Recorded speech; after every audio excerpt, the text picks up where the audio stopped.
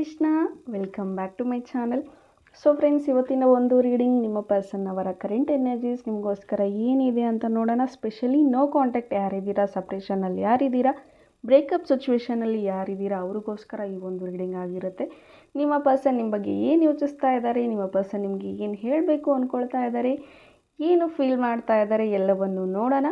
Okay, so ಈ ಒಂದು video general ಆಗಿರುತ್ತೆ, ಕಲೆಕ್ಟಿವ್ ಆಗಿರುತ್ತೆ. ನಿಮ್ಮ ಜೊತೆ ರೆಸನೇಟ್ ಆದರೆ ಮಾತ್ರ ತಗೊಳ್ಳಿ. ಹಾಗೆ ಟೈಮ್ಲೆಸ್ ಆಗಿರುತ್ತೆ. ಯಾವಾಗ ಸ್ಕ್ರೀನ್ ಮೇಲೆ ನೋಡ್ತೀರಾ ಆವಾಗ ಇದು ನಿಮಗೆ ರೆಸನೇಟ್ ಆಗುವಂಥದ್ದು. ಓಪನ್ ಮೈಂಡೆಡಿಂದ ಈ ರೀಡಿಂಗ್ ನೋಡಿ. Take what resonates to you. Okay, personal reading ಯಾರಿಗೆಲ್ಲ ಬೇಕು ಡಿಸ್ಕ್ರಿಪ್ಷನ್ಲಿರುವಂತಹ ನಂಬರ್ಗೆ ನೀವು ಕಾಂಟ್ಯಾಕ್ಟ್ ಮಾಡಬಹುದು ಅಂತ ಹೇಳ್ತಾ coming back to video, let's start the reading. Okay, so ನಾನೀಗ ಕಾರ್ಡ್ನ ಶಫಲ್ ಮಾಡ್ತೀನಿ. ಶಫಲ್ ಮಾಡುವಂತಹ ಟೈಮಲ್ಲಿ ನಿಮ್ಮ ಪರ್ಸನ್ ಅವರ ಹೆಸರನ್ನು 3 ಬಾರಿ ಹೇಳಿ ಅಥವಾ ವಿಜುವಲೈಸ್ ಮಾಡಿ. ಸೊ ಅವರ ಒಂದು ಎನರ್ಜೀಸ್ಗೆ ನೀವು ಕನೆಕ್ಟ್ ಆಗ್ತೀರಾ. ಓಕೆ,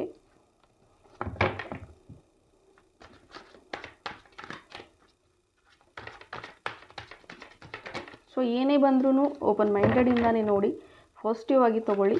ಸೊ ಕೆಲವೊಂದಷ್ಟು ಪಾಯಿಂಟ್ಸ್ ಕೆಲವರಿಗೆ ಅನ್ವಯ ಆಗುತ್ತೆ, ಕೆಲವರಿಗೆ ಅನ್ವಯ ಆಗೋದಿಲ್ಲ. ಸೊ ನಿಮಗೆ ಯಾವ ಪಾಯಿಂಟ್ ಅನ್ವಯ ಆಗುತ್ತೆ ಅದನ್ನು ಮಾತ್ರ ತಗೊಳ್ಳಿ ಅಂತ ಹೇಳ್ತಾ let's start the reading. Okay, king of swords, again 9 of wands. Still ಇನ್ನೂ ಇಲ್ಲಿ ವೇಟಿಂಗ್ ಅನ್ನೋದು ಎಂಡ್ ಆಗಿಲ್ಲ ಅಂತ ಬರ್ತಾ ಇದೆ. ಸಮ್ವೇರ್ ಈ ಪರ್ಸನ್ ಅವರ ಒಂದು ಫೀಲಿಂಗ್ಸ್ನ ಎಕ್ಸ್ಪ್ರೆಸ್ ಮಾಡೋದಿಲ್ಲ, ಅಥವಾ ಇಲ್ಲಿ ಕೆಲವರು ಒನ್ ಸೈಡ್ ಲವ್ ಇದೆ ಅಂತ ಹೇಳಬಹುದು. One way love. ಕೆಲವ್ರಿಗೆ ಫ್ರೆಂಡ್ಸ್ ಇದ್ದಾರೆ, ಕೆಲವರು ಇನ್ನೂ ಕ್ರಷಲ್ಲಿದ್ದಾರೆ, ಕನ್ಫರ್ಮೇಷನ್ ಇಲ್ಲ ಈ ಪರ್ಸನ್ಗೆ. ನೀವು ಅವ್ರನ್ನ ಪ್ರೀತಿ ಮಾಡ್ತಾ ಇದ್ದೀರಾ ಇಲ್ಲ ಅನ್ನೋ ಒಂದು ಡೌಟ್ ಕೂಡ ಇಲ್ಲಿ ಕೆಲವ್ರಿಗೆ ಇದೆ. ಸೊ ಫ್ರೆಂಡ್ಸ್ ಅಂತಲೂ ಇರಬಹುದು. ಇಲ್ಲಿ ಫ್ರೆಂಡ್ಸ್ ಎನರ್ಜಿ ಕೂಡ ಬರ್ತಾ ಇದೆ. ಫ್ರೆಂಡ್ಸ್ ಕೂಡ ಆಗಿ ಈಗ ನೋ ಕಾಂಟ್ಯಾಕ್ಟ್ ಆಗಿದ್ದೀರಾ.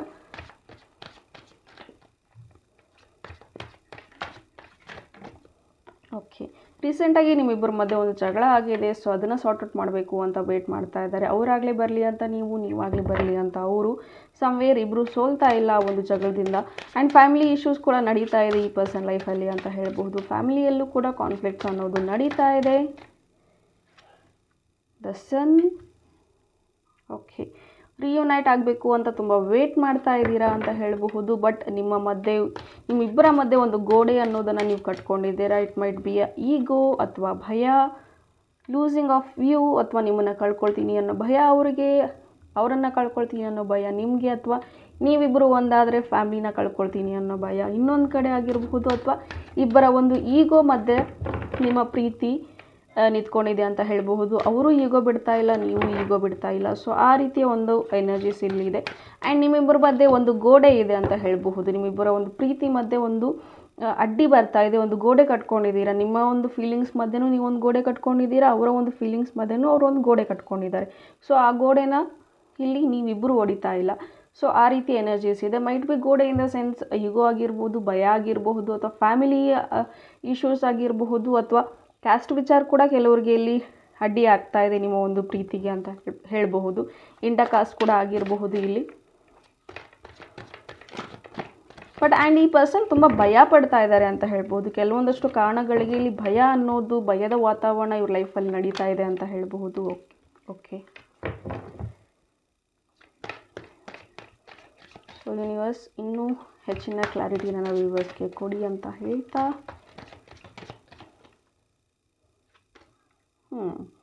ಟೆಂಪರೆನ್ಸ್. ಆ್ಯಂಡ್ ಪ್ರೀತಿ ತುಂಬಾ ಇದೆ, ಹೇಳ್ಕೊಳ್ಳೋಕ್ಕಾಗದಿರೋಷ್ಟು ಪ್ರೀತಿ ಇದೆ, ಬೆಟ್ಟದಷ್ಟು ಪ್ರೀತಿ ಇದೆ. ಆ್ಯಂಡ್ ಕೆಲವು ಸತಿ ಈ ಪರ್ಸನ್ ಫೀಲ್ ಮಾಡೋದು ನನಗಾಗೇ ಹುಟ್ಟಿರುವಂಥದ್ದು ನನ್ನ ಪರ್ಸನ್, ನನ್ನ ಪ್ರೀತಿಗಾಗೇ ಇರುವಂಥದ್ದು ನನ್ನ ಪರ್ಸನ್ ಅಂತಲೂ ಅಂದ್ಕೊಳ್ತಾ ಇರೋದು. ಆ್ಯಂಡ್ ಈ ಪ್ರೀತಿಗೆ ಒಂದು ಏಂಜಲ್ ಬ್ಲೆಸ್ಸಿಂಗ್ಸ್ ಕೂಡ ಸಿಗ್ತಾ ಇತ್ತು ಅಂತ ಹೇಳಬಹುದು.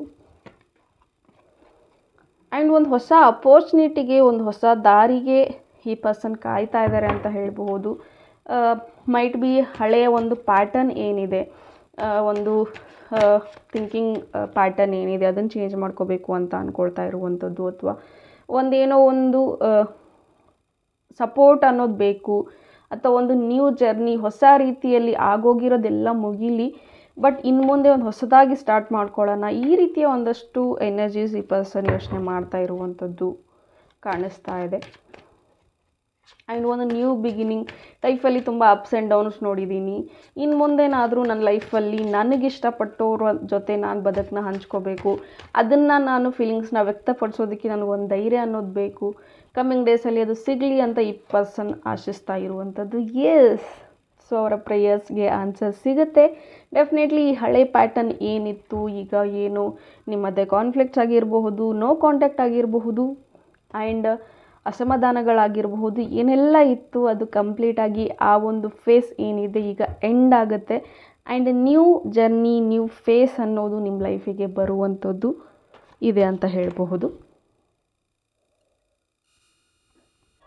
ಸೊ ಇನ್ನೂ ಬೆಟರಾಗಿ ಕನ್ಕ್ಲೂಷನ್ಸ್ನ ತಗೊಳ್ಳೋಣ. Knight of swords. ಓಕೆ, ಇಲ್ಲಿ ನಿಮ್ಮ ಪರ್ಸನ್ ಜಾಸ್ತಿ ದುಡುಕ್ ಬಿಡ್ತಾರೆ ಅಂತ ಬರ್ತಾ ಇದೆ. ಶಾರ್ಟ್ ಟೆಂಪರ್ ಜಾಸ್ತಿ, ಏನು ಮನಸ್ಸಲ್ಲಿ ಬರುತ್ತೆ ಅದನ್ನು ಬಾಯಿಯಿಂದ ಮಾತಾಡಿಬಿಡ್ತಾರೆ, ಯೋಚನೆ ಮಾಡದೆ ಮಾತಾಡುವಂಥದ್ದು. ಸೊ ಆ ಟೈಮಲ್ಲೂ ಕೂಡ ಕಾನ್ಫ್ಲಿಕ್ಟ್ಸ್, ಜಗಳಗಳು ಸ್ಟಾರ್ಟ್ ಆಗುವಂಥದ್ದು. ಆ್ಯಂಡ್ ಆತುರ ಜಾಸ್ತಿ, ಹರಿಬರಿ ಜಾಸ್ತಿ, ಆ್ಯಂಡ್ ಯೋಚನೆ ಮಾಡದೆ ಮಾತಾಡೋದು, ಆಮೇಲೆ ಗಿಲ್ಟಿ ಫೀಲ್ ಆಗುವಂಥದ್ದು.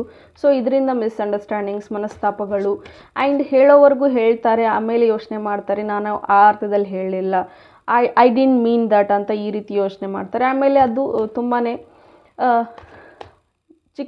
ಚಿಕ್ಕ ಒಂದು ತೊಂದರೆ ಏನಿದೆ ಅದು ದೊಡ್ಡದಾಗಿ ಮಾರ್ಪಾಡಾಗುತ್ತೆ ಇವರ ಒಂದು ಶಾರ್ಟ್ ಟೆಂಪರಿಂದ ಅಂತ ಹೇಳ್ಬೋದು.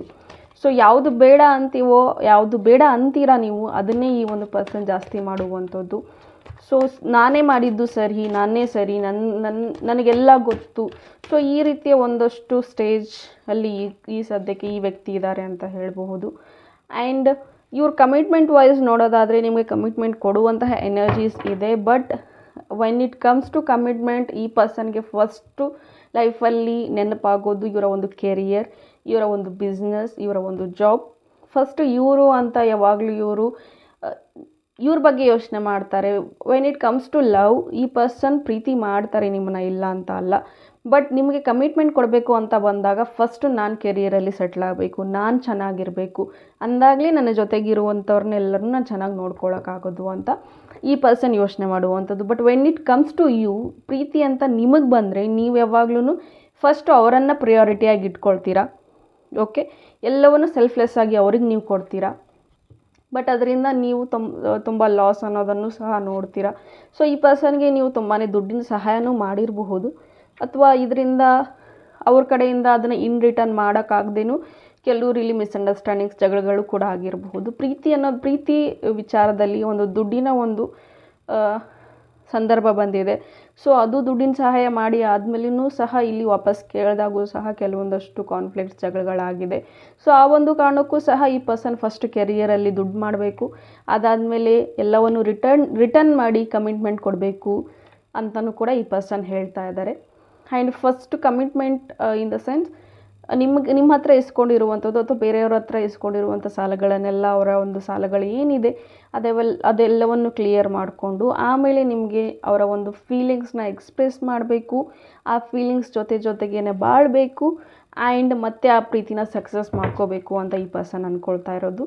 ಸೊ ಸದ್ಯಕ್ಕೆ ಇವ್ರಿಗೆ ಒಂದು ಬಿಸ್ನೆಸ್ಸಲ್ಲಿ ಒಂದು ಮೇಲ್ಮಟ್ಟಕ್ಕೆ ಹೋಗಬೇಕು, ಒಂದು ಲೈಫಲ್ಲಿ ಸ್ಟ್ರಾಟಜೀಸ್ ಏನಿದೆ, ಕೆರಿಯರ್ ಸ್ಟ್ರಾಟಜೀಸ್ನ ಬೆಳೆಸ್ಕೋಬೇಕು. ಸೊ ಈ ರೀತಿಯ ವಿಚಾರಗಳು ಈ ಪರ್ಸನ್ಗೆ ನಡೀತಾ ಇದೆ. ಆ್ಯಂಡ್ ಅದಾದಮೇಲೆ ಅವ್ರು ನಿಮ್ಮ ಹತ್ರಕ್ಕೆ ಬರ್ತಾರೆ, ಒಂದು ಸರ್ಪ್ರೈಸ್ ಗಿಫ್ಟ್ ಅನ್ನೋದನ್ನು ಕೊಡಬೇಕು ಅಂತ ಪ್ಲ್ಯಾನ್ ಮಾಡ್ಕೊಳ್ತಾರೆ. ಅದಾದಮೇಲೆ ಇವರು ನಿಮಗೆ ಕಮಿಟ್ಮೆಂಟ್ ಕೊಡ್ತಾರೆ. ಸಪೋಸ್ ನೀವೇನಾದರೂ ಇನ್ನೂ ಆ ಒಂದು ವಾಟ್ ವಿ ಕಾಲ್ ಕಮಿಟ್ಮೆಂಟ್, ಪ್ರೀತಿ ಮತ್ತು ರಿಯುನೈಟ್ ಇದೆಲ್ಲದ್ರ ಬಗ್ಗೆ ಯೋಚನೆ ಮಾಡ್ತಿದ್ದೀರಾ ಅಂದರೆ, ಬಟ್ ಈ ಪರ್ಸನ್ ಕಡೆಯಿಂದ ನೀವು ಇಷ್ಟು ಬೇಗ ಎಕ್ಸ್ಪೆಕ್ಟ್ ಮಾಡೋಕ್ಕಾಗಲ್ಲ. ಈ ಪರ್ಸನ್ ನೀಡ್ಸ್ ಅ ಟೈಮ್. ನಿಮ್ಮ ಪರ್ಸನ್ಗೆ ಟೈಮ್ ಬೇಕು ಕಮಿಟ್ಮೆಂಟ್ ಕೊಡೋದಕ್ಕೆ. ಆ್ಯಂಡ್ ಅವ್ರ ಕೆರಿಯರಲ್ಲಿ, ಅವರ ಒಂದು ಫ್ಯಾಮಿಲಿಯಲ್ಲಿ ಮಿಸ್ಕನ್ಸೆಪ್ಷನ್ಸ್ ಏನೆಲ್ಲ ಆಗಿದೆ ಅದೆಲ್ಲವನ್ನು ಸರಿ ಮಾಡಿಕೊಂಡು ನಿಮ್ಮ ಹತ್ರಕ್ಕೆ ಬರಬೇಕು ಅಂದರೆ it will take time. So ಅಲ್ಲಿವರೆಗೂ ನೀವು ಪೇಷನ್ಸಿಂದ ಇರಿ, ಜಾಸ್ತಿ ನೀವು ಓವರ್ ಥಿಂಕ್ ಮಾಡೋದಕ್ಕೆ ಹೋಗಬೇಡಿ. ಓಕೆ, ನಿಮ್ಮ ಹತ್ರ ನಿಮಗೆ ಡಿಸರ್ವ್ ಇದ್ದರೆ ಡೆಫಿನೆಟ್ಲಿ ರೈಟ್ ಟೈಮಲ್ಲಿ ಯೂನಿವರ್ಸ್ ನಿಮಗೆ ಖುಷಿ ಕೊಡುವಂಥ ಸಂದರ್ಭಗಳನ್ನು ಸೃಷ್ಟಿ ಮಾಡ್ತಾರೆ. ಅದಕ್ಕೂ ಮುಂಚೆ ನೀವು ಹ್ಯಾಪಿಯಾಗಿರಬೇಕು, ನೀವು ಖುಷಿಯಾಗಿರಬೇಕು. ಆ್ಯಂಡ್ ನಿಮಗೆ ಒಂದು ಅಡ್ವೈಸ್ ನಾನು ಕೊಡೋದಾದರೆ, ನೀವು ಸಹ ನಿಮ್ಮ ಕೆರಿಯರ್ ಕಡೆ ಗಮನ ಕೊಡಿ. ಹೇಗೆ ನಿಮ್ಮ ಪರ್ಸನ್ ನಿಮಗೆ ಕಮಿಟ್ಮೆಂಟ್ ಕೊಡೋಕ್ಕೂ ಮುಂಚೆ ಕೆರಿಯರ್ನ ಬಿಲ್ಡ್ ಮಾಡಬೇಕು ಅಂತ ನಿಮ್ಮ ಪರ್ಸನ್ ಅಂದ್ಕೊಳ್ತಾ ಇದ್ದಾರೆ, ಅದೇ ರೀತಿ ನೀವು ಕೂಡ ನಿಮ್ಮ ಕೆರಿಯರ್ ಕಡೆ ಫೋಕಸ್ಡ್ ಆಗಿರಿ ಅಂತಲೂ ಕೂಡ ನಿಮಗೂ ಕಾರ್ಡ್ ಅಡ್ವೈಸ್ ಬರ್ತಾ ಇದೆ. ಆ್ಯಂಡ್ ಡೆಫಿನೆಟ್ಲಿ ಲವರ್ಸ್ ಇದೆ, ಆಲ್ರೆಡಿ ನೀವು ರಿಲೇಷನ್ಶಿಪ್ಪಲ್ಲಿ ಇದ್ದೀರಾ ಆ್ಯಂಡ್ ಈ ಪರ್ಸನ್ ಬಗ್ಗೆ ನೀವು ತುಂಬ ಯೋಚನೆ ಮಾಡ್ತಾ ಇದ್ದೀರಾ ಆ್ಯಂಡ್ ತುಂಬ ಅಫೆಕ್ಷನ್ ಇದೆ ಈ ಪರ್ಸನ್ ಮೇಲೆ ನಿಮಗೆ, ವೇಟ್ ಮಾಡ್ತಾ ಇದ್ದೀರಾ. I understand. ಓಕೆ, ಇಲ್ಲಿ ನೋಡಿ ಇಬ್ಬರ ಮಧ್ಯೆ ಒಂದು ಅಂಡರ್ಸ್ಟ್ಯಾಂಡಿಂಗ್ ಏನಿದೆ, ನೀವು ತುಂಬಾ ಎಮೋಷ್ನಲ್, ಆ ಪರ್ಸನ್ ತುಂಬ ಪ್ರಾಕ್ಟಿಕಲ್. ನೀವು ಎಲ್ಲವನ್ನೂ ಎಮೋಷ್ನಲ್ ಆಗಿ ಯೋಚನೆ ಮಾಡ್ತೀರಾ, ಆ ಪರ್ಸನ್ ಲಾಜಿಕ್ಸ್ ಬಗ್ಗೆ ಜಾಸ್ತಿ ಯೋಚನೆ ಮಾಡ್ತಾರೆ. ಸೊ ಹೀಗಿದ್ದಾಗ ಸ್ವಲ್ಪ ಅಂಡರ್ಸ್ಟ್ಯಾಂಡಿಂಗ್ ಕಮ್ಮಿ ಆಗುತ್ತೆ ಆ್ಯಂಡ್ ಹೀಗಿದ್ದಾಗ ಸ್ವಲ್ಪ ಮಿಸ್ಅಂಡರ್ಸ್ಟ್ಯಾಂಡಿಂಗ್ಸ್, ಕೋಪ, ಜಗಳ ಎಲ್ಲ ಪ್ರೀತಿಯಲ್ಲೂ ಇರುತ್ತೆ, ಇಲ್ಲ ಅಂತಲ್ಲ. ಸೊ ಕಾಂಪ್ರಮೈಸ್ ನೀವು ತುಂಬ ಮಾಡ್ಕೊಂಬಿಟ್ಟಿದ್ದೀರಾ. ಸೊ ಇನ್ನು ಮುಂದೆ ಲೆಟ್ ದೆಮ್ ಮೇಕ್ ಕಾಂಪ್ರಮೈಸ್, ಅವ್ರ ಕಡೆಯಿಂದ ಆ ಕಾಂಪ್ರಮೈಸ್ ಬರಲಿ. ಸೊ ಅಲ್ಲಿವರೆಗೂ ಜಸ್ಟ್ ನೀವು ನಿಮ್ಮ ಲೈಫ್ ಕಡೆ ಫೋಕಸ್ಡ್ ಆಗಿ, ಅವ್ರು ಯಾವ ರೀತಿ ಅವ್ರ ಲೈಫಲ್ಲಿ ಬ್ಯುಸಿ ಆಗಿದ್ದಾರೆ, ನೀವು ಸಹ ನಿಮ್ಮ ಲೈಫಲ್ಲಿ ಬ್ಯುಸಿ ಮಾಡ್ಕೊಳ್ಳಿ.